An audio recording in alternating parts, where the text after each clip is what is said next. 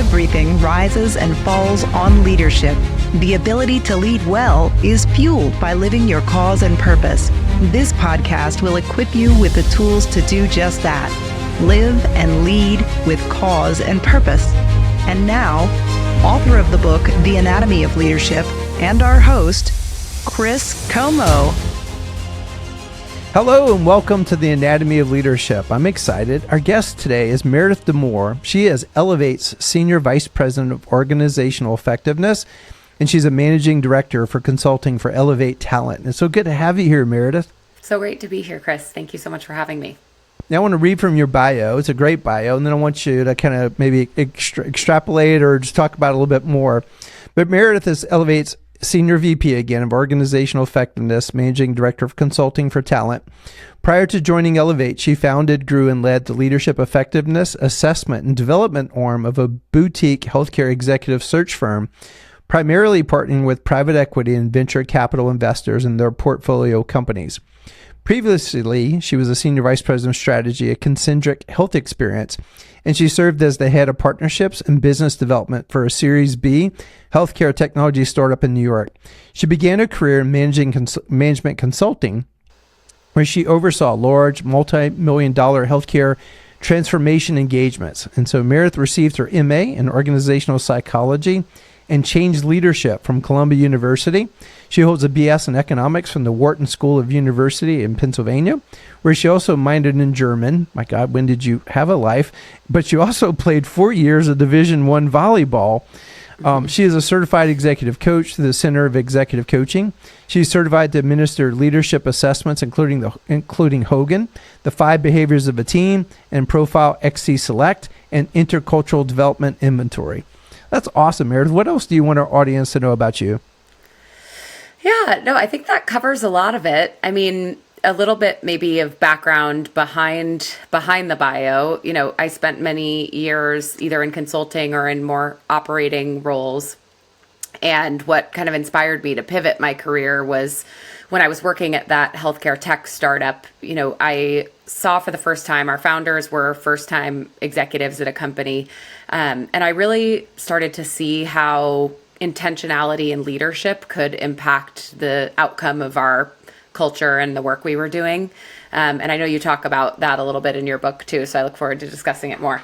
But, you know, coaching people now, I often say that we're so focused on our to-do list at work, we don't always think about our to-be list and how we show up. And so that really became clear to me how critical that was in that role, which is why I pivoted my career to go into the organizational development type of work.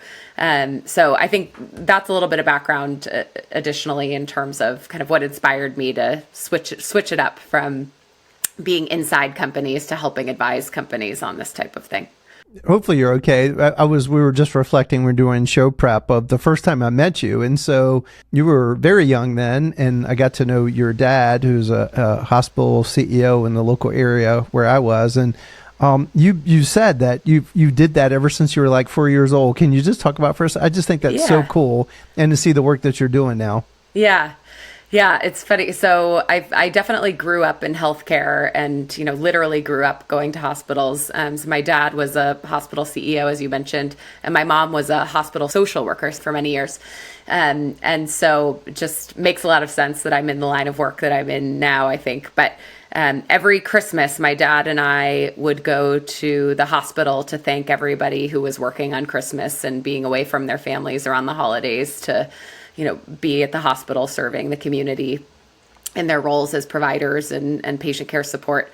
And so when I was, 4 and 5, I used to dress up as a Christmas elf, and we would do rounds with Santa Claus and hand out candy canes to everybody. And you met me when I was in college, and I would still go to the hospital with my dad on Christmas Day with a Santa to thank everybody. So it was just a tradition we had for a long time. That's pretty awesome. That's incredible. And I feel like, I don't think I told you this, my second son has now ended up in healthcare. And so it's so cool to see, you don't know the impression it's making at a young age. And then when you see that, like, yeah, that's really cool. Meredith, I want to ask you, and so we started this in the beginning of the show, we left it off, and I appreciate this question because I start to see through the course of the conversation the truth in this, but also realize it's a tough question. The question is, what's your superpower? Because quite often, other people see our superpower better than we do. In fact, my guess is you're not going to get into this. Probably part of your gift is other people probably honing their superpower. But what's your superpower?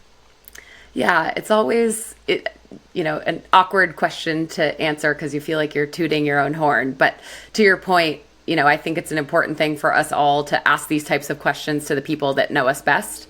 And I've asked it to, close friends and colleagues before. And I think what they've told me is, one is the power of connecting people. So that's always been something that's come really naturally to me. And I think I get it from my dad, the person but being able to connect people. Like some of my friends have called me the fairy job mother, where I know somebody who's looking for a great candidate and, I have a former colleague who is this exact profile, connecting them together. And then they've gotten, a really important job in their career because of that, which is just sort of how my brain works and brings me so much joy to bring two people together like that. So I think that's probably the one that I hear the most. But yeah, I think the bigger lesson is, encouraging everybody to ask these questions to the people that are closest to them too, because often we can't see, and you talk about this in your book too, but it's one of the challenges is, not being able to see the things in ourselves that other people may identify in us first, right? And I think as I kind of reflect and maybe mirror back to you, because you've actually done that for me. You've connected me with a lot of interesting people that have ended up being very profound in a lot of different ways. But it probably is because I know some people that are like, well, you should meet this person.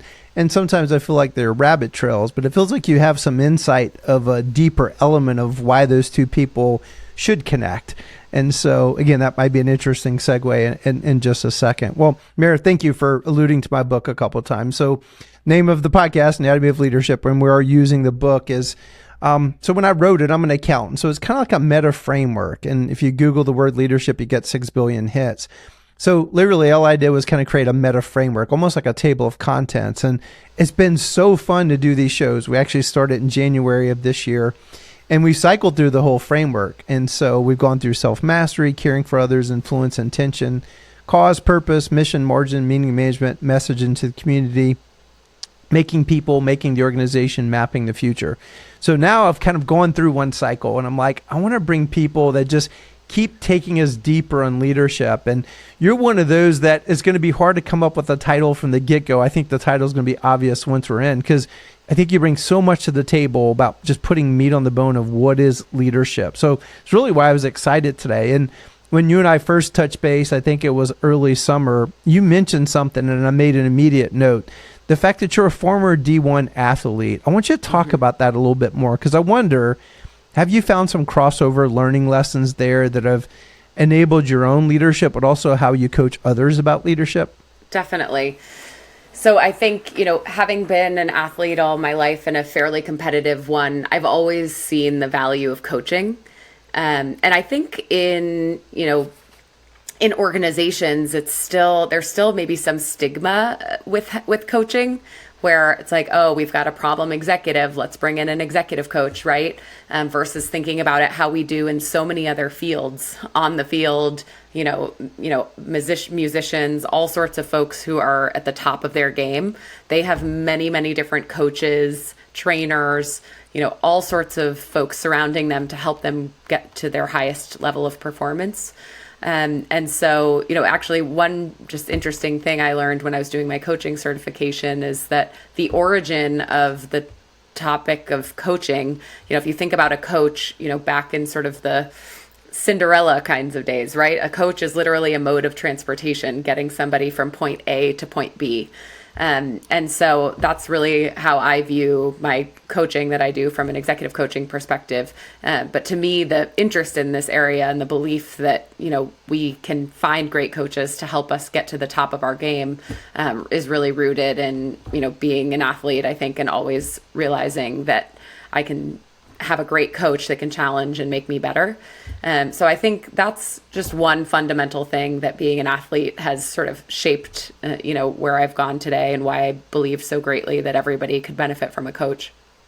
And then I think, I've just experienced all sorts of highs and lows from, going to the NCAA tournament and winning, the Ivy League championship to, not making the really competitive statewide club team in high school that I wanted to make, and them telling me to try again next year, And so I just think it's the kind of learnings of putting myself out there, working hard, and being resilient in the face of sort of rejection that prepared me for being in the working world too. So I think there are a lot of translations between sort of the lessons I learned in athletics and the things we experience at work and in life every day.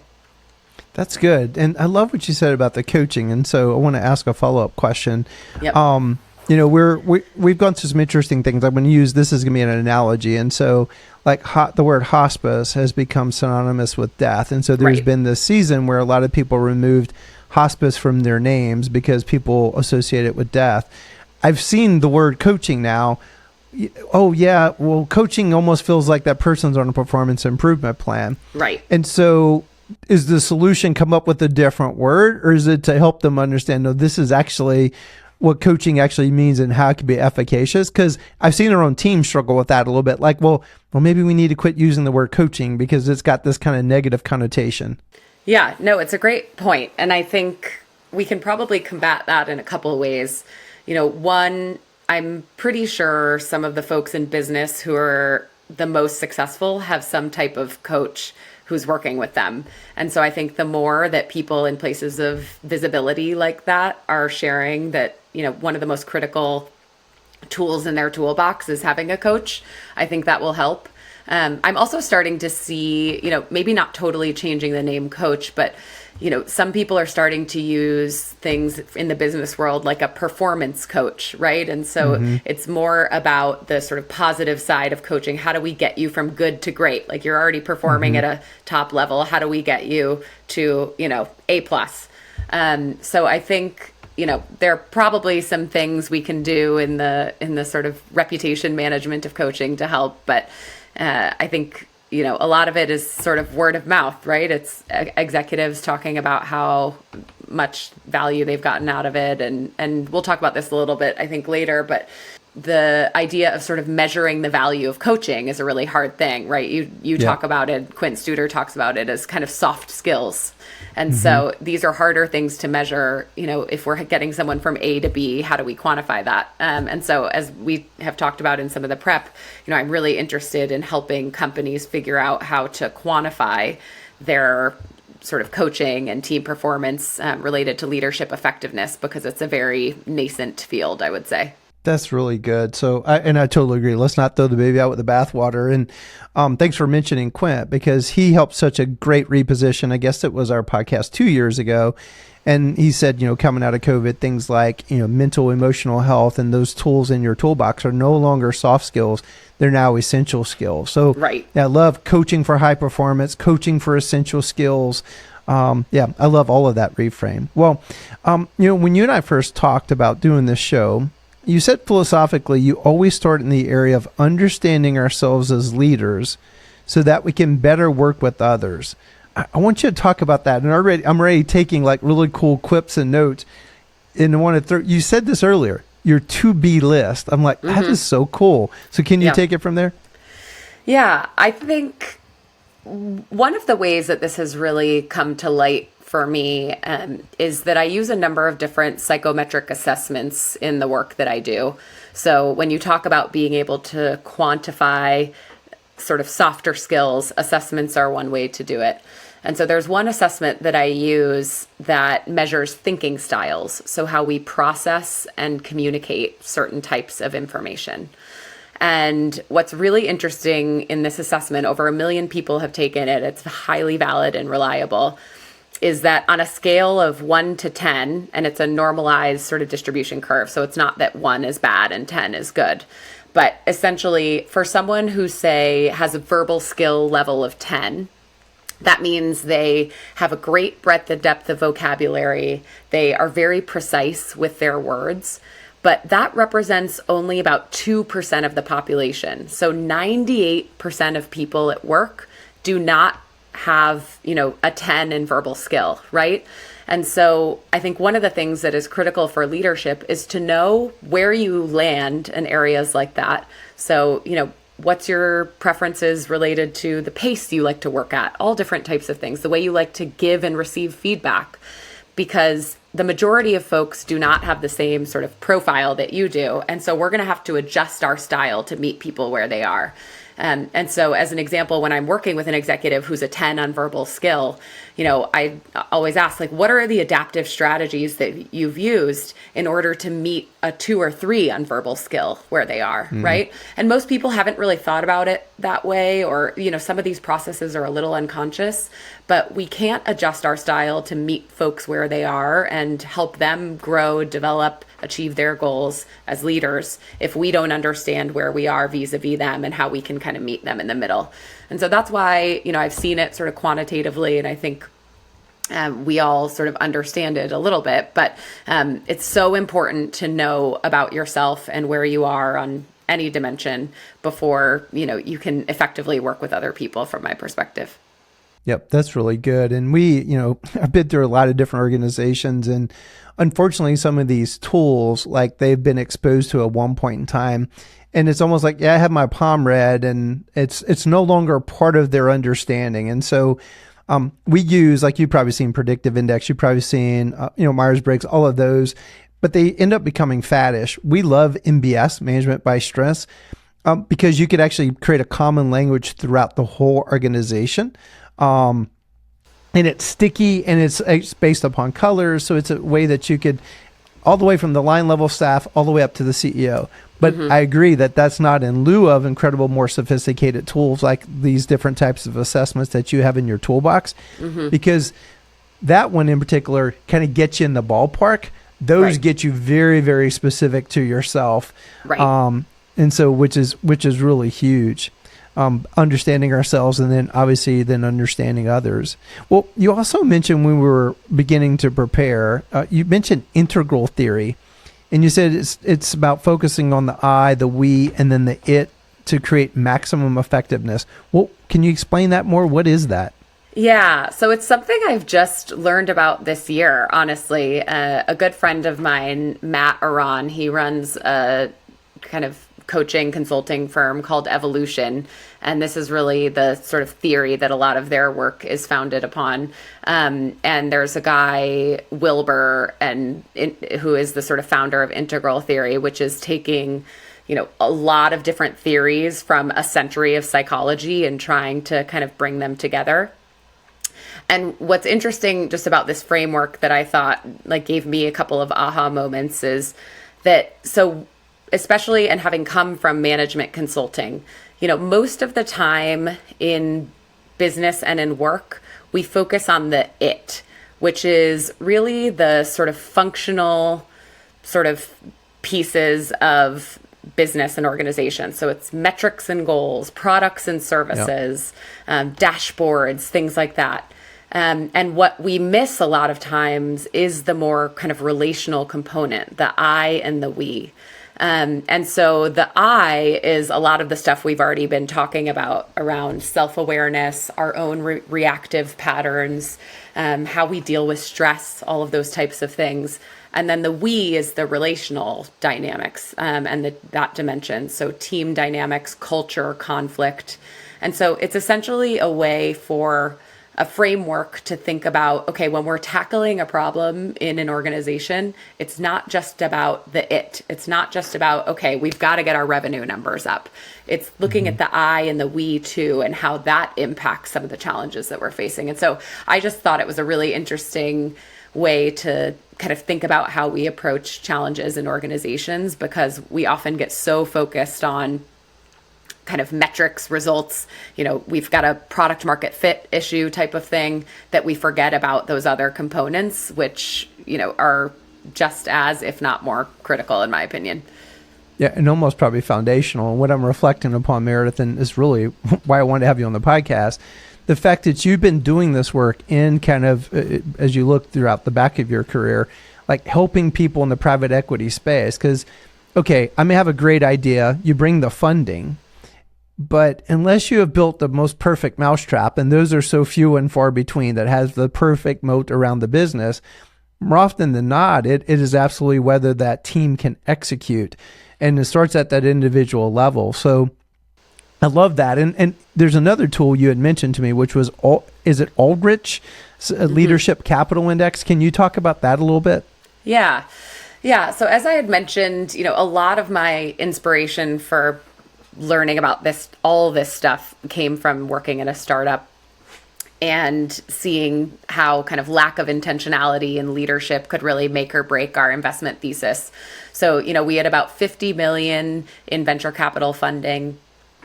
And I was reflecting on, the leaders, the co-founders who, would sometimes yell at us in executive team meetings and just think, wow, I can't believe these investors gave these leaders $50 million and did no diligence about their leadership style. And you think about it, like private equity and venture, if they're thinking about making an investment or acquisition, significant amount of diligence is done on the financial modeling, basically back to the I, we, it framework, all the it stuff. And what they often don't do is the I and the we. And so, originally why I went back to Columbia to study this stuff was I wanted to help investors do that leadership and human capital diligence that often is being missed. And so I did a ton of research around any resources, like who's talking about this, who's doing this.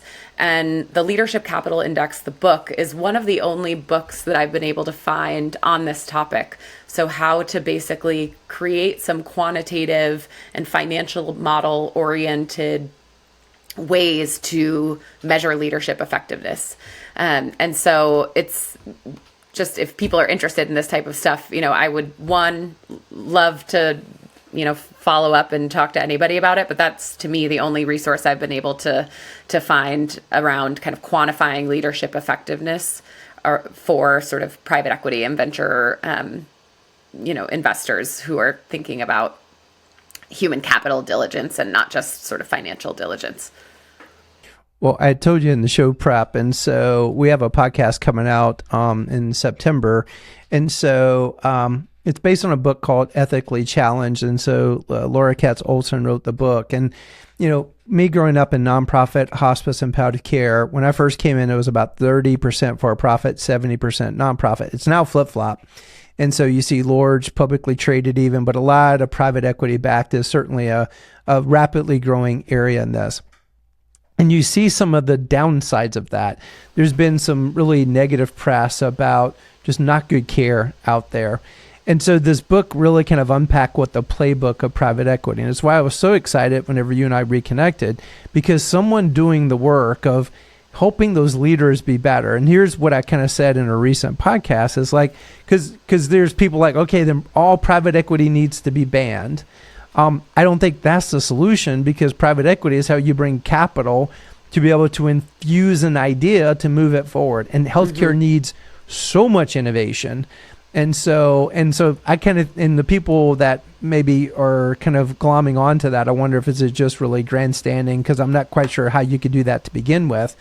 And so just again, it just made me super excited, because that to me is the crux. I don't care what business you're in, nonprofit, for-profit, if you can't provide a better service, a higher quality product, and you're working to deliver it with as much timeliness as possible, and then you're working on the cost of it, that's true of any business.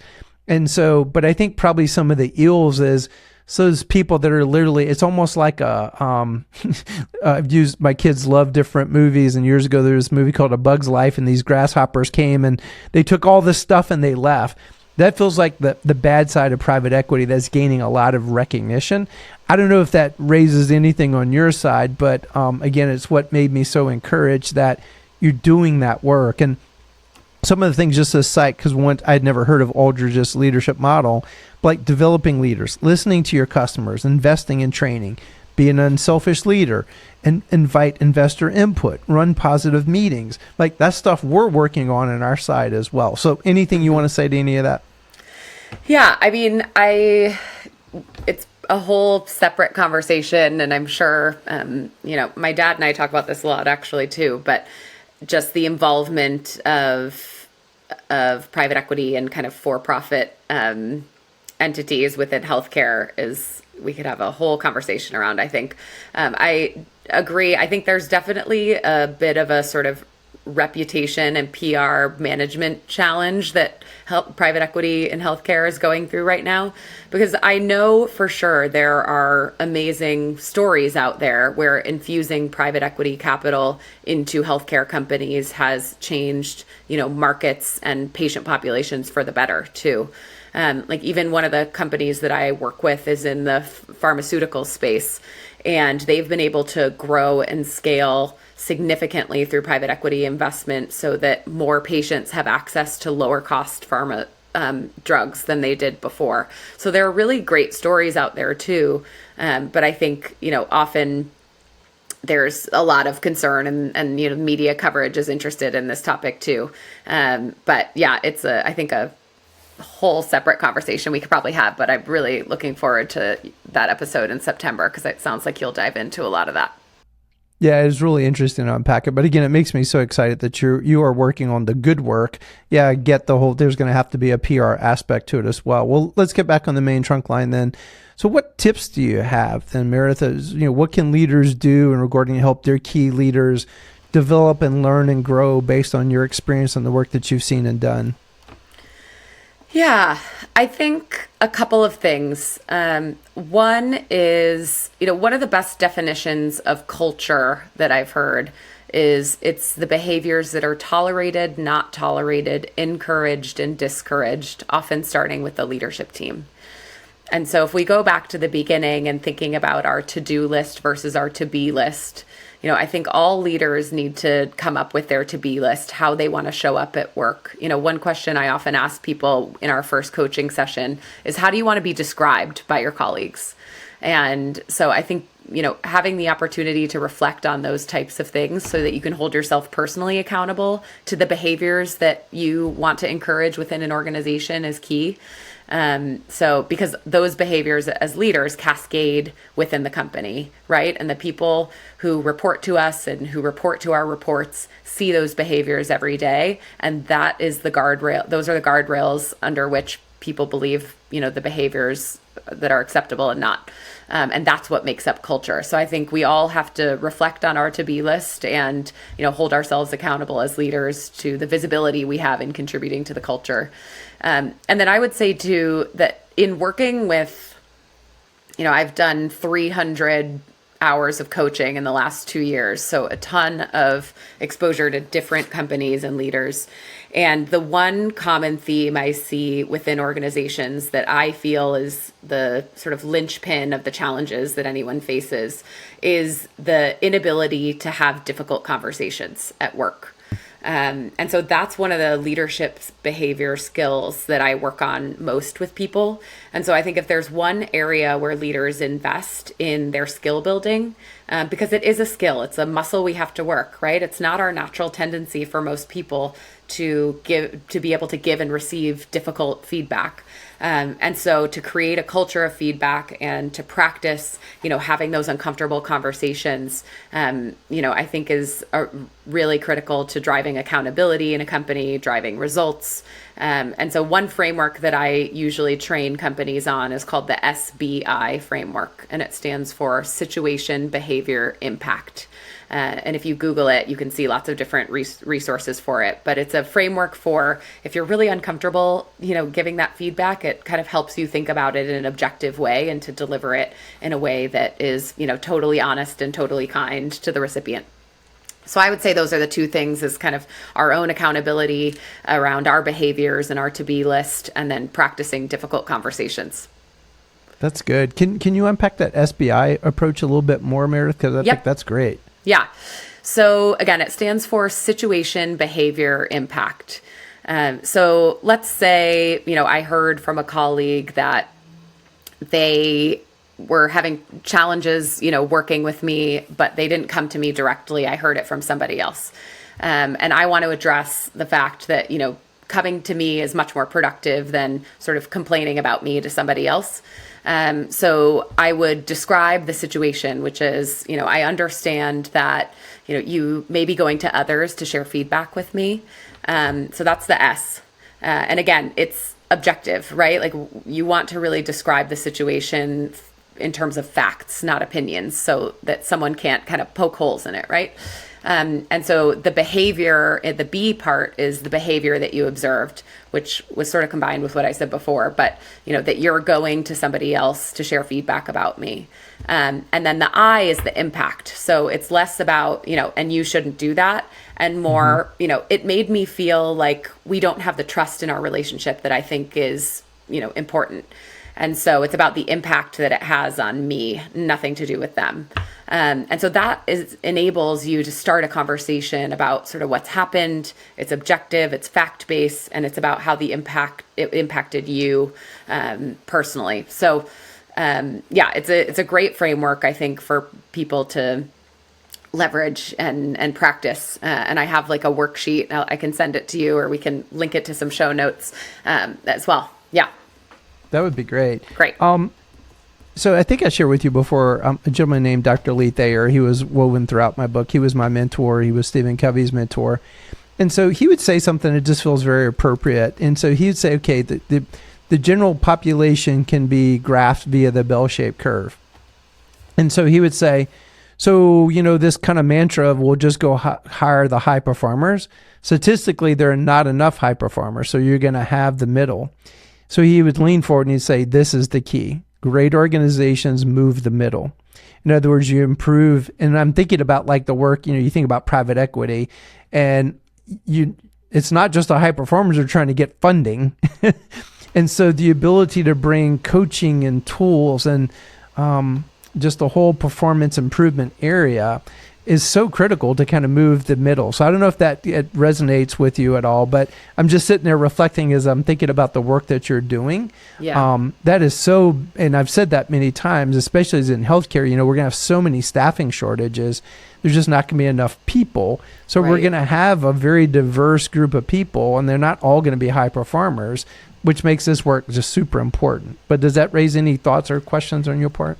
Yeah, I love that. I mean, I think that's why organizations investing in leadership development, across many ranks is so critical. And, I've found, obviously, it's been a very tough sort of capital markets situation in the last 18 plus months, ever since the SVB crisis. And, again, I work with a lot of venture-backed companies. It's been really hard for those earlier stage companies to fundraise. And often I find the first thing to get kind of chopped from the budget is, team coaching and leadership coaching. Mm-hmm. And that's often the time frame that organizations should double down. Like it was interesting last year, while a lot of my clients were really trying to manage cash flow and, not really hiring a ton, I was doing a lot of 360 assessments on leadership teams. And so it was really about how do we invest in the people that we have here and help them understand their superpowers and their areas of development so that we can get the most out of the team we have, because we're probably not going to make a ton of changes right now. And so, a lot of those organizations are now kind of off to the races this year because of some of the investments that they've made. So, in terms of this idea of moving the middle, I think it's so critical. And, organizations investing in both coaching at the individual level as well as for, managers, leadership teams, I think is so key in order to get a competitive advantage and move the middle organizationally. Meredith, final thoughts. Final thoughts. I think there are a couple resources that I love, like even in this idea of sort of moving the middle and how do we build high performing teams. One of the resources that I love is the 5 behaviors of a team work. So I use that a lot. And I think, again, just investing in these types of sort of resources for teams. I have a million different ones I could suggest, but I think, so many resources for us to improve as leaders, both as we lead teams and as we think about our own individual leadership. I think I was listening to a different podcast because I'm also a podcast nerd like you. And, one of the things that was mentioned was there are 3 main ways that we can build sort of emotional intelligence and self-awareness. And it's through 360 feedback, psychometric assessments, and journaling and writing reflections. And there's a really good quote by John Dewey that I love, which is, we don't learn from experience, we learn from reflecting on experience. And so I would just say, if there are leaders listening to this that want to think about how they can improve their leadership ability and effectiveness, investing in those 3 areas, 360 feedback, or even just, regularly soliciting feedback, and writing and reflecting on sort of our experiences, and the opportunity to use different assessments, whether it's DISC or MBS or Myers-Briggs, are all, key to understanding ourselves and being able to sort of move forward effectively in leadership and in organizations. Wow. Well, thank you for the work you're doing, Meredith. That was just solid gold right there. So thank you. And to our listeners, at the end of each episode, we always share a quote and a visual. The idea is to create a brain bookmark, a thought prouder about our podcast subject. So it'll further your learning and growth, thereby your leadership, and hopefully it'll stick in your brain like a brain tattoo. So be sure to subscribe to our channel, The Anatomy of Leadership, so you don't miss an episode. Check out the book, The Anatomy of Leadership, on Amazon. Tell your friends, families, coworkers about it. It's so easy to rail against the world. Be frustrated. Let's be the change we wish to see in the world. We're going to go ahead and link to that SBI tool, and then any other links that Meredith wants to give us, we're going to actually put that in the show notes. So thanks for listening to Anatomy of Leadership, and here's our brain bookmark to close today's show. We are so focused on our to-do list that we don't always think about our to-be list, by Meredith Damore.